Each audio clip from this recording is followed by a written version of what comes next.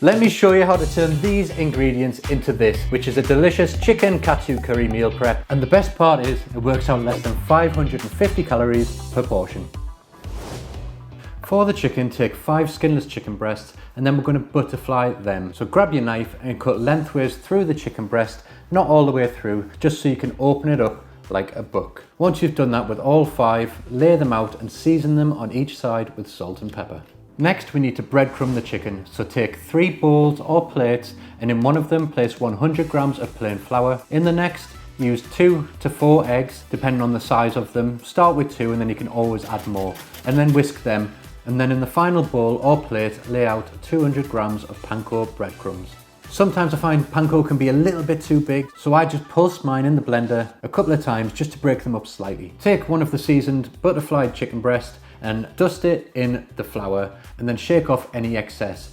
Then place it into the egg mixture. At this point, it's always worth maybe swapping hands, so think of it as a dry hand and a wet hand. So the dry hand goes into the flour and the breadcrumbs, but the wet hand goes into the egg. And then once it's coated in egg, shake off any of the excess egg and then drop it into the breadcrumbs, switch to your dry hand and then just cover it until it's all completely coated. Repeat that until all 5 chicken breasts are fully coated. Next, place a pan that is suitable for deep frying over medium heat, or of course you can use a deep fat fryer for this, and then fill it with an oil that is also suitable for deep fat frying. I'm using vegetable oil this time, and heat it to 180 degrees Celsius. Once the oil's hot, gently lay in 1 chicken breast at a time and cook it for 5 minutes until it's golden brown, turning it halfway through the cooking process. Take the chicken breast from the oil and place it on a cooling rack over a tray or onto a plate lined with kitchen towel. Repeat this in batches until all chicken breasts are completely cooked through and beautifully crisp and golden on the outside. For the katsu curry sauce, take 1 large or 2 small brown onions, peel and finely slice them. And then take 1 large carrot, peel it and then grate it using a box grater.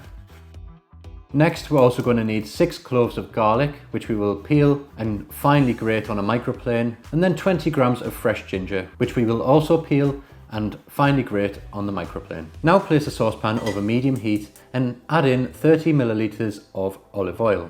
Heat that for 1 minute and then add in your sliced onions and grated carrot. Give them a stir and cook them until the onions soft and translucent. This will take roughly between 5 to 10 minutes. Next, add in your garlic and ginger.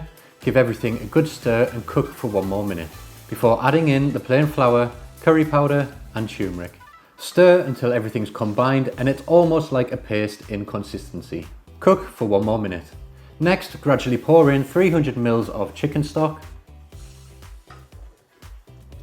and 250 ml of coconut milk. Stirring continuously while you do this. Bring it back up to a simmer and then add in 40 grams of honey and 30 milliliters of soy sauce.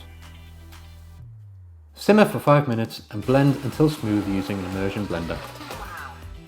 Now this part is optional, but if you want it super silky smooth, then you can pass it through a sieve as well. Finally, taste your sauce and check it for the sweetness and the saltiness, and then adjust that to your liking with more honey or more soy sauce if it's needed.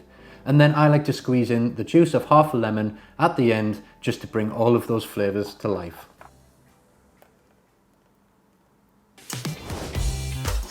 For the rice, take 300 grams of white rice. I'm using basmati rice for this recipe, and then rinse it under cold running water until the water runs clear.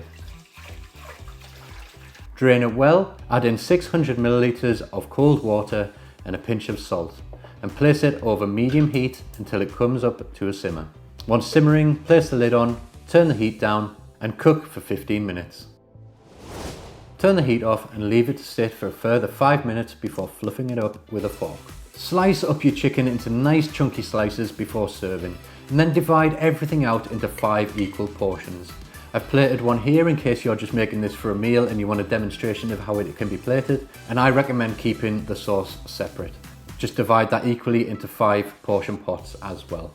Allow it to cool for about 20 minutes before putting the lids on and placing it in the fridge. You can store this in the fridge for up to 4 days in an airtight container. And for the best results when reheating, I recommend doing the chicken separate in the oven at 180 degrees Celsius for about 10 to 15 minutes, and that's for optimal crispiness. And then I would just recommend heating the rice and the sauce in the microwave until it's piping hot throughout. Of course, you can also heat the chicken in the microwave, but that way it won't be quite as crispy as doing it in the oven. But do whatever's most convenient for you. So that's how I make my chicken katsu curry meal prep. I really hope you enjoy this one. If you've got any questions, don't hesitate to leave them in the comments below. Thanks for watching, and I'll see you in the next video.